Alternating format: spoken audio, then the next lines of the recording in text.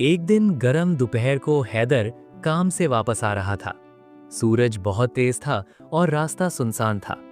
अचानक उसने देखा कि एक बूढ़ा आदमी दरख्त के नीचे बैठा है। उसके होंठ खुश्क थे और वो बहुत कमजोर लग रहा था। हैदर फौरन उसके पास गया और फिक्र से बोला, बाबा जी, आप ठीक हैं?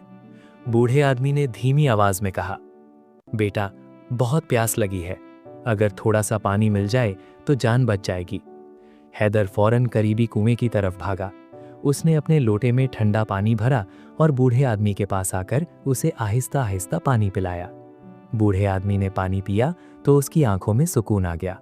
उसने हैदर के सर पर हाथ रखा और कहा, बेटा, तुमने आज एक प्यासे इंसान को पानी दिया है। अल्लाह तुम्हारी इस नेकी को कभी ज़ाया नहीं करेगा।